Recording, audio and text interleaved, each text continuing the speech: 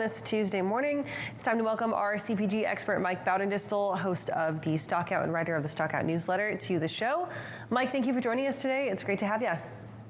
Hi, good to see you guys.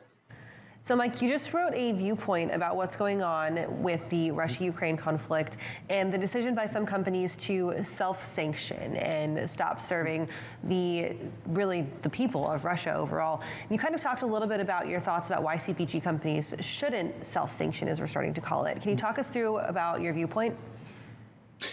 Sure. So there was one day last week where it just seemed like every company under the sun was suspending sales into Russia, or shutting down McDonald's, shutting down Starbucks, no longer selling LVMH, luxury goods. It just list went on, and a couple of things kind of rubbed me the wrong way. One of them was New York State comptroller called out a couple of CPG companies, Mondelez, which makes all these snacks, and Kimberly-Clark, which makes diapers and personal care products, as still selling goods in Russia.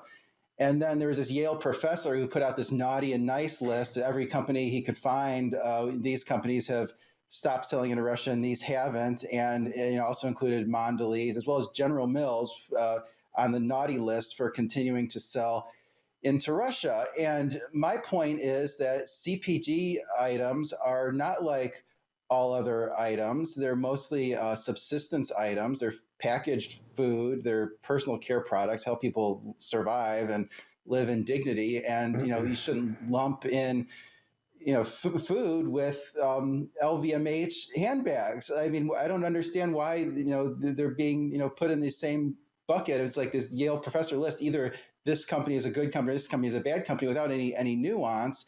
And wanted to call out what I saw as some reasoned responses from CPG companies. And one of the ones that I talked about was Pepsi. So Pepsi stopped selling soda in Russia. They stopped selling Pepsi Cola and 7-Up, and then there's an orange brand. They stopped selling those things. But Pepsi also sells a lot of food in Russia, and things like baby formula and dairy products, and they're continuing to sell those things. And that's sort of how most CPG companies are approaching it.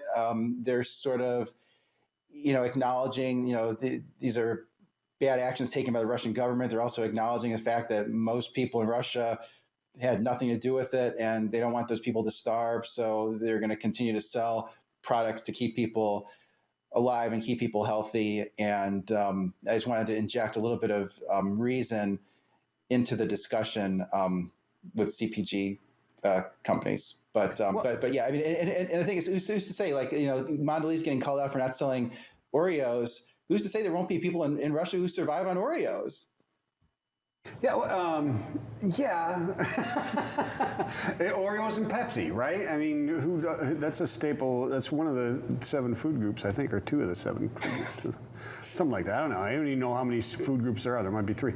But I agree with you, and it's a point well taken, and I applaud you for putting that out there, because that's a question I posed to, was it Professor Mark Scott from Arkansas, University of Arkansas, and he was on the same thing. You have to understand that companies also serve humanity, and you can't.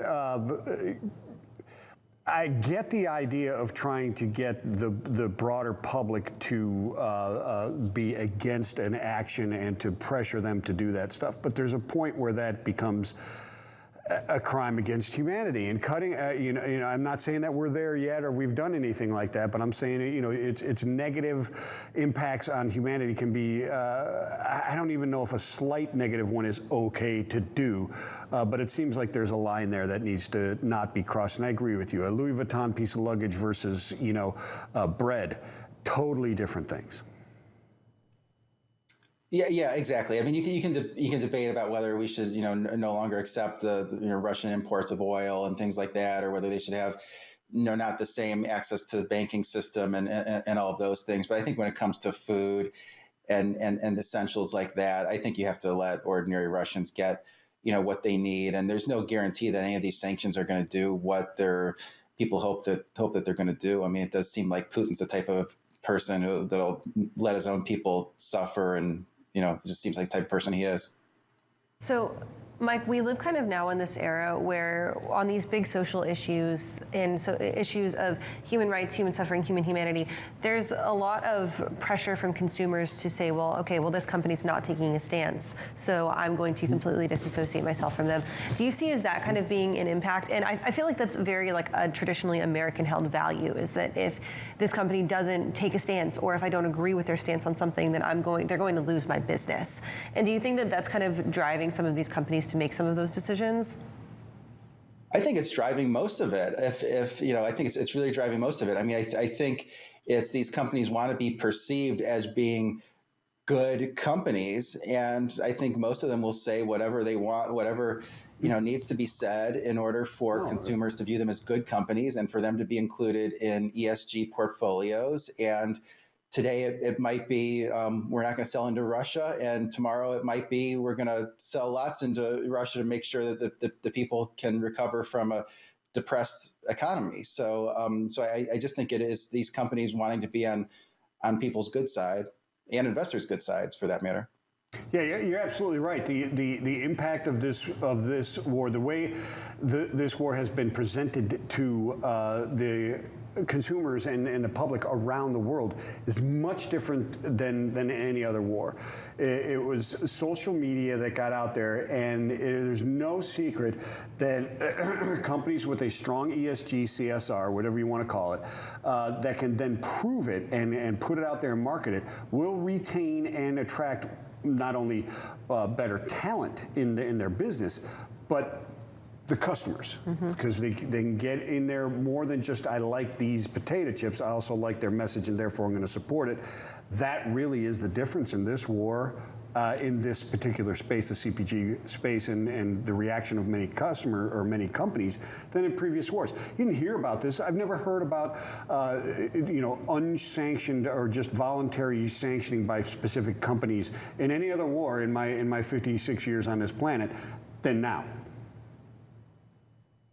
Yeah, I mean it's true. It's a new era where when you go to a company's investor relations page, they spend almost as much time talking about ESG as they talking about their financials. It's like I just want to see the balance sheet to see how much debt you have and what the covenants are. Like I don't need the discussion about how you're more environmentally friendly than every other company. And it does create some perverse incentives, like all the stuff about Oatly, which supposedly was supposed to be so much greener than any other way to source milk, and the activist investor, made some good points that it seems like they may have misled the investment community as to how green their products are. So it's the so-called greenwashing. But It just seems like everyone needs to take an activist approach. Every consumer, every investor has to take an activist approach these days. But it is a different world. Absolutely, Mike. Before we let you go for today, can you give us a little bit of a sneak peek about what's coming up on the Stock Out this afternoon? We've got it today at 2 o'clock on FreightWaves TV.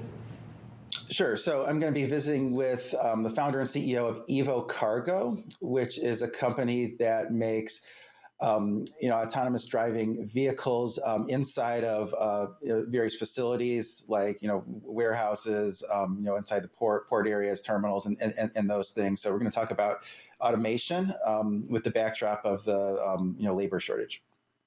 Excellent stuff. We'll look forward to that. I'll be checking that out for certain. Thank you so much, Michael. You have a great day. Yeah, you too. See you guys.